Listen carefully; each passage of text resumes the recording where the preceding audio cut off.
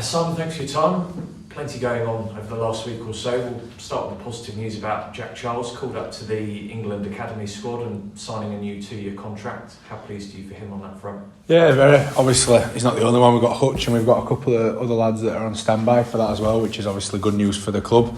Good reward for Jack. I think he's been good this year when he's played with us, and when I watched him at Academy, he has been a standout, as you'd expect him to be when he's been in and around the first grade team. So, yeah, getting pick's one thing. The next bit is going and delivering a good performance. So, yeah, we'll support him along that. Obviously, he's had to roll with the punches so far this season in terms of coming in during a difficult time, but how much do you feel he's benefited from being out the side and having to now fight for his place given the competition? Yeah, look, I said before, Jack's probably played more than he thought he would, and more than we thought he would at this stage of the season. So there's a lot of experience. You learn a lot on the field, training and all that. You do learn, obviously, but by playing the game, you learn a lot more. And he took a lot of lessons from playing against men for his first taste of senior rugby. So, you know, he's giving his body time to develop, and that it'll all come along, and those lessons will bear fruit a little bit later on for him. But I think the last couple have been really good for him, just to go back playing with his mates and get that smile back on his face around his rugby, because he's took it pretty hard and personal when we haven't won and we haven't played so good. So yeah, it's important we do look after him, as I've said on numerous occasions. Not the only ones, other young players in and around it. But hopefully they've got long careers, so we're not going to go mad with them too soon. But yeah, I think they've been good when they had their opportunities, all of them. While we're on the subject of Jack Charles, you spoke about him having a minor knock to his knee a fortnight ago. How is he doing with He's that? good. He's fine now. Yeah, he's back in everything. He's doing a good job. Yesterday, of course, Lewis Martin signed a 2-year contract as well. How do you think he's doing at the moment with that competition he's got with Harvey Barron at the moment on the wing? Good. They've been training pretty well. The potential, aren't they? That's what these contracts are. They've got some potential. They've shown glimpses of it. So now the challenge is there over the next couple of years for Lewis, Davey and co that they pin their flag to the mast on what they want to be and what they want to do, and hopefully it's good enough. A lot of time's obviously gone into them so far. We'll continue to work with them and hopefully can bring them through. But yeah, they should be happy and pleased with themselves. Obviously, a nice reward after what has been although the results haven't been great for them personally, those lads personally, I think they've done pretty well so far this year. We'll get on to Davey in a minute, but we spoke to Lewis Martin yesterday. I think one of the quotes that stood out from him was he said he couldn't imagine playing anywhere else. How important is it that you are, at the moment as a club, tying down a nucleus of young players who care about this club? Yeah, definitely. I think the home touch does count for a lot. You know, I've said it before, when you walk around your hometown after a loss, it's a little bit harder to have your chest out. Makes you play a little bit better the next time out, I think. So, jokes aside though, listen, I think it's important you bring kids through. I think that's been proven. The better teams in the competition produce their own regularly. Leeds have produced, I don't know how many, not just in their own team, but across Super League. Wigan, St Helens the same. So there's definitely value in it. And then with the ever-changing picture at the top, if you like, around salary caps and how much money you've got to spend, having your own is really important. So yeah, we need to continue on that path. On Davey as well then, coming back and featuring against Huddersfield last time out, what do you think that loan spell at York Knights has done for him since return? Good, bit of confidence, couple of games consecutively, because obviously when you're playing reserves it's every couple of weeks, and he's not quite been able to crack it for us for one reason or another. I think over the next couple of years, the important bit for Davey is getting that game time, whether it's at Hull or it's on loan at somewhere such as York again, and finding out exactly what he is in terms of his positional preference and what he wants to be. I think he could play a bit of fullback, he's played centre, he's played wing. At some point, it's all right to be jack of all, but at some point you need to be leaning towards one. And I'm not even sure Davey's 100% sure on what he is. He's obviously a talented rugby player, but I think for his own benefit, he needs to get games under his belt in a position that he sees his career heading in. And obviously we'll help him with that over the short term to prepare for what, maybe next year. That was going to be my next question on Davey. What position in your mind do you see him nailing down if you were to go with one of the three that you can play across at the moment? I'm not sure as well, so we have to work with him on it. He's got a lot of attributes that lend themselves to being a winger. Obviously tall, he's got a great overhead catch. He's got some skill, fullback falls into that, and centre, he's a big body, again with those back attributes of being able to catch overhead and and challenge opposition. He's got that offload game in him as well. He's got a bit of X factor, to be fair. So it's great to have strings to your bow, but generally it's nice to fall back on the strings to your bow and have your one focus. And again, as I say, we'll work with him on that one and work out what it is. Elsewhere this week, in terms of incomings, Trace Stewart is no longer joining the club. Taken decisive action on that. I won't get into the minutiae of it, but in terms of on the field and your best laid plans, how has that affected you? Not at all, to be honest. Until they're here, they don't really, without sounding off, but they don't matter until they're here. We deal with what we've got on a day-to-day. So, yeah, that's played out the way it's played out. We move on now quickly. What are your thoughts in terms of the remaining quota spot that you've got available now for this season? I guess that's not for me. Our job, our remit as staff, is preparing for the games, review the games, move on to the next one and just keep working on it on a day-to-day, trying to get better. With regards to recruitment, I'll point you in the Director of Rugby's direction on that one. The other player that you've got coming in is Jed Cartwright. When do you anticipate him joining up the squad? I think Jed comes this week, back end of this week. He'll be a good addition for us. I've watched him play over a few years, been in some good systems.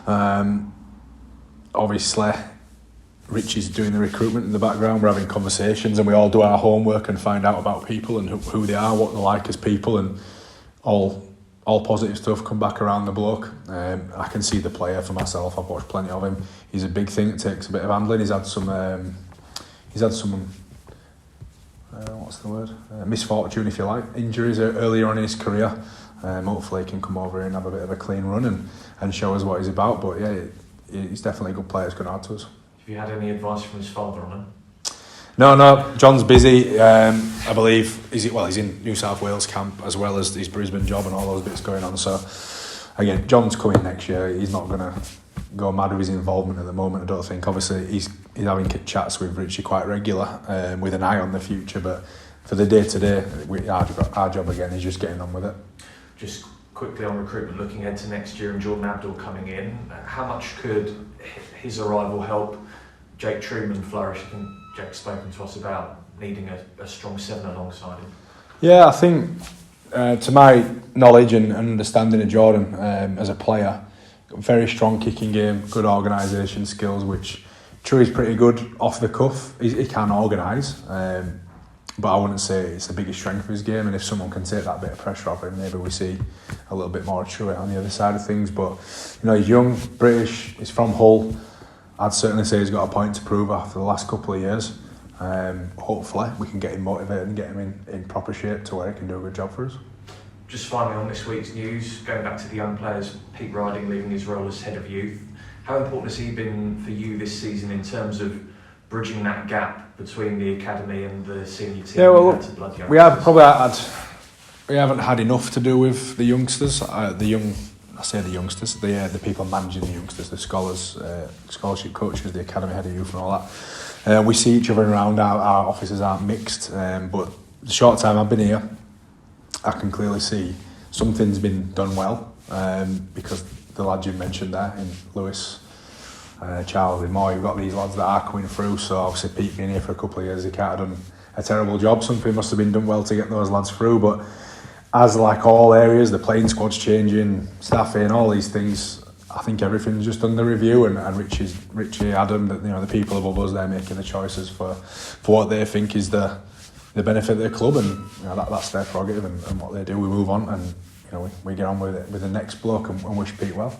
On to your injuries, you spoke about the Challenge Cup break perhaps coming at a good time for some of your squad, particularly Danny Houghton with those bad ribs that he was nursing. How's he doing now with those? I think there'll be an ongoing. I think he's okay. He was doubled over against Huddersfield. Did a really tough job after half time, because if you'd have seen him at half time, you wouldn't have thought he was getting out there. A bit of rest has probably done him the world of good, but that's going to be an ongoing. That'll be there for the rest of the year. Other than that, we have Frank hurt his knee, played for York, so Frank's in the rehab room for a few weeks, and then we'll take a look at how that looks then. Other than that, I think we're not a million miles off. He's still pushing in the background there, trying to get his knee to the standard it needs to be at to join in training. Kobe doing really well. He's almost joining the training now after his long layoff there. Charlie Severs hurt his shoulder playing for York, which Charlie's had a bit of a history with his shoulder, so a bit nervous on that one. He's got a scan to check the outcome and see how he is, so we're getting round him at the moment. Other than that, Carlos is back in full training, joining and everything, which is great news for us. So yeah, we're not a million miles off being where we need to be. How far away is Carlos then from maybe... He's in contention this week. He's training with us. It's just that thought of how much rugby does he need, how much training does he need under his belt before he jumps in. But in Carlos's position, we haven't got a great deal of depth, so we're having a look at what it looks like this week. So we've got another session to finalise our plans on that, but he's definitely in with a shout of playing. Yeah. Liam Sutcliffe okay as well then after that hamstring? Yeah, the 2 weeks did sort of the world of good. It's half joking, really, but the length of the field intercept against Castleford is probably what triggered it, and just had a bit of tightness since, obviously a bit of downtime, and we trained last week. We didn't have the week off or anything, but we were smart about what Sutty got involved in last week, which obviously means he's in shape to play. So Sutty's back in this week. And has JK seen a specialist yet about that bulging disc issue? He has, yeah. I'm not 100% sure on the outcome. I'm not caught up with Joe yet, but I think they're closer to a decision on what step comes next. Looking into your next game, then your first home game in 6 weeks, how much of a difference could that make for the group? Oh, I don't know. We've been booed a few times, so I'm not sure. It'd be nice to be back at home, obviously. It'd be nice to start in good fashion and give a good performance. I thought we were very close last time we played Leeds at home.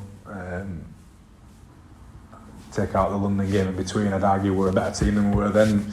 However, we have still got more changes, people coming, going and all those bits, which it's not hard to adapt, but it takes some adapting each time. Obviously, then relationships and partnerships and whatnot, changing does have a little effect. Not a massive one, but they do have an effect. But I think with the last game, Huddersfield, we look like a Super League team. I'd like to think, we've done some good work over the last couple of weeks. Hopefully, we haven't stepped backwards at all. We can give some same and similar, but improve on the areas that obviously I noted after the last one and put in a good performance. And again, absolutely desperate for a win. We all are. But again, the coaches, our remit, perform better. That's the goal for us.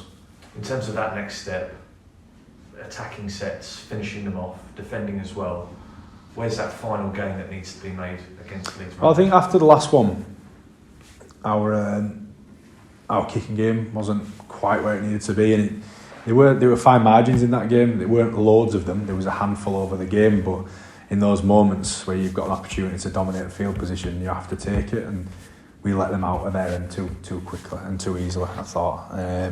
But Leeds are a threat. They've got a lot going on there in the background. Obviously, we've got Rob Burrow and the emotion attached to that legend. So yeah, it's a bit of a big one really on both sides, I think, and they're a threat. They've got some in transition when they return the kicks, they're spreading the ball. I think they've scored a couple of really nice looking tries from player one where the ball goes down there this year. So we've got a lot to make sure we're on with and make sure we're on and not having them plays off, because it's often them ones where Leeds will catch you, whether it's against the grain or whatever it might be. So we know what's in front of us though, we know how they play, we know what to expect, and we've detailed how we can go around nullifying their threats. We just need to get out there on Sunday and Saturday rather, and do our jobs, and hopefully we can do that. You mentioned there's a lot going on at Leeds Rhinos in terms of a new sporting director coming in, and Rowan Smith seems to be continually receiving criticism from his own supporters due to their inconsistencies at the moment. How do you take advantage of that? Oh, that's their situation. It's not really an advantage thing. Just hopefully we can. I don't know. I'm not in between their four walls, but Leeds' expectation, not been getting the results they want. Hopefully their confidence is rattled a bit as ours has been, and if we can get the crowd behind us, we have a good start in the game. That can do a bit of damage to you mentally, I think, at times. So, but we're not going to worry too much about them. We're still concentrating on making sure we get our stuff right. And just finally, a fresh track at the MKM Stadium, a bumper crowd hopefully as well. And as you talked about earlier, paying tribute to Rob Burrow. How much do you hope that the spectacle of the game can be a fitting tribute to him? Yeah, hopefully. I had the pleasure of playing against him numerous occasions. Didn't know him personally away from the game, but obviously a very brave player and a very brave man in his latter years there. And let's be honest, there's no way of putting it. It's a very cruel disease, and obviously he's shone a really bright light on it. Kev Sinfield's done some amazing stuff. The Leeds as a club, Leeds as a city, done some great stuff for him, and I think it's important, obviously, that memory lives on. And I know it's only fresh at the moment, but I think we all owe it to the legend of a player, and obviously a legend of a man to make sure we're celebrating Rob and doing everything right. So yeah, there'll definitely be something on Sunday. It might be that I think it was 7 minutes applause and that at Wembley and stuff. I'm not exactly sure what the plan is, but I think obviously it's not only the right thing to do, it's the thing to do to make sure we commemorate Rob there. But yeah, aside from that, we want to make sure we do our bit right on the field. So thank you for that. No worries. Hi, Grix. All right. Sully, mid-form. Yep. Saw him last night, a little sling, collarbone. How's he doing? Is that a pretty nasty one for the reserves? Yeah, broke his collarbone in that game. I think he's got a couple of breaks, or a bit of an awkward break, so he's obviously going to have a bit of time off there. I don't think it requires surgery or anything. He's dodged that bullet, but he's just got to make sure he's resting now. And I thought shame for Sully as well, because I thought he was just getting a little bit of rhythm going there in the reserves, but that's the nature of the beast. So the reserves play same day, don't they? It's the first team prior at YPI. Does that, obviously you've got to pick your reserve side, obviously along with Franny Cummins, and pick your first team side, and obviously injuries and the fitness of the squad. Are you in good position to do that this week? Yeah, when they fall on the same day, it's not really ideal. But yeah, we have, as I said before, we've got a pretty healthy squad, but without disrespecting the top end and the younger end of our team, we have a number that are in contention to play, if you like, and there's some that have still got quite a bit of work to do to get to that into that next group. So it can be quite easy, but yeah, you throw in a couple of injuries, and when they clash on the same day, it's difficult. And the other difficulty for us is staffing. Like, we don't have a big staff here, so Franny's going to be doing the reserves and getting back in with us and stuff like that. So it's not ideal, but yeah, we're making it work. I suppose it's only a mile and a half, so it's not too bad. Yeah, he's not got too far to go. I think last one was, we played in Wakefield, weren't we? So him and Matty Laidlaw made their way over after that game and jumped in with us. So yeah, it is what it is, but we just get on with it. And in terms of the club hub behind us, that's going to be completed in the next 2 weeks. How important is it to actually, it sounds daft, but to actually have your own building that's yours and your own space, in amongst training? How, you spoke a lot about togetherness of the squad and, getting tighter and building confidence and belief and things like that. How important is it to be like under the same roof all together and have that time to be able to do that? It's massive. Facilities are not going to turn you into a number one team, if you like. I'm sure Wigan are the team at the moment, aren't they? If you put them in, a different setting where they didn't have Robin Park and such a great setup, I'm sure Wigan, the people that are there, are what matter, what drive it. But it does help. It does help having nice facilities, and certainly that bit you say about having a place that's your own. I mean, this is our meeting room, doubling up as a media room now, and other people use it and such as well. So it's not an ideal setting. There just happens to be a shirt on the wall there. I'm not sure if that's by design or whatever, but having some literature around you, your club, your history around the place, which is, we've got an opportunity to do that now, having our own space, which I think is important. We've got a good facility here, and the university's got some great facilities, but having that little patch that's ours and owning that, I think is really important. It's a good step for us, and yeah, I think we've probably got another couple of weeks. We'll have the international break, I think, before we move in. We'll let it feel fresh, sort of thing, when we're moving after that break. So there's a lot of people. I've seen people refer to it as porta cabins. It's a lot more than that. I mean, you have to look at it, but it's not. It's a lot more than a meeting place, isn't it? You've got physio rooms and stuff like that. It just seems a bit more professional than it is right now. Yeah, we're a little bit bitty at the moment. It gives us an opportunity to get everyone under the same roof in a morning, for example, before you start your day. At least we're all together. And at the minute, we've got, as mentioned before, about not having too much to do with the younger side of the club, the scholarship and such. Their office is way over the other side. Our office is the porter cabin, the temporary cabin out there at the moment. So we are a little bit fractured, if you like. The opportunity to bring everyone a little bit closer is one that obviously the club have jumped on, and it will be beneficial. And that bit about the tightness and all that sort of thing, they might have a PlayStation in there, I don't know, whatever they end up getting, it just brings them all a little bit. They may be staying after training rather than just getting off. Having them in each other's pockets is really important, I think, in this sport. So yeah, it's a positive move, and one that couldn't come any sooner, to be honest. So you mentioned earlier you've been in last week. What's the mood been like since the Huddersfield game? Because last two performances, could argue, could have won both games. So you've been taking the positives into the last 10 days. Yeah, I think we've identified some stuff we need to be better at, so we've hammered that over the last couple of weeks. And the lads just have to take it out there with them. But yeah, generally last week was pretty good.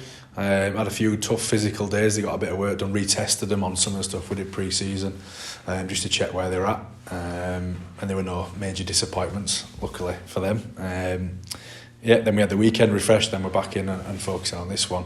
As I said, it was quite timely just for those couple of blokes with the bumps, but everyone's ready to go again now and get back into it. 11 game streak it is now. Does that play on players' minds? I mean, especially returning home after a few weeks on the road, does it sort of comfort them the fact they're at home and maybe against a struggling Leeds side, if they get your performance right, it could be an opportunity to get that monkey off the back? I don't know. Tom might have a bit of answer for you on that one around how the players feel. Us as a staff, we've been confident. The last few fixtures we feel like we should have won. 3 or 4 games, Huddersfield, London before that, Cass, Leeds again before that. We've been in those games and that's where we need to be. One will fall for us at some point. We'll get more right than we'll get wrong, and we'll get a win, and hopefully that triggers something else. But I know it sounds boring and like I'm dodging at times, but our job is to prepare them the best we can. I think we're doing a decent job of that with what we have, the number of staff we have, the squad we've got. We're doing a good job of it. When it comes to Sunday, they need to do the job. We'll practice well. We'll practice well again Friday, and if they do the job really well, I say get it right more often than they get it wrong. Get them in ends of sets, if you like. We will give ourselves a chance, and we've got some quality in this room. And I know the table doesn't tell any lies, is it? You're there for a reason, but we've got some. We've gone from having loads of kids in and not having no choices to now actually making choices, and that can only be beneficial as well moving forward. So a few selection headaches welcome, I guess, this week. Yeah, not necessarily headaches. Some people played themselves into keeping a jersey. Some people didn't do a great job, but we're not a million miles off around a similar team to we had last time out. Because as I said, we did play pretty well. But yeah, there's obviously a few choices there in amongst. But I think pretty much everyone who's fit will be playing, whether it's for us or for reserves. Top man, cheers, Grix. No worries.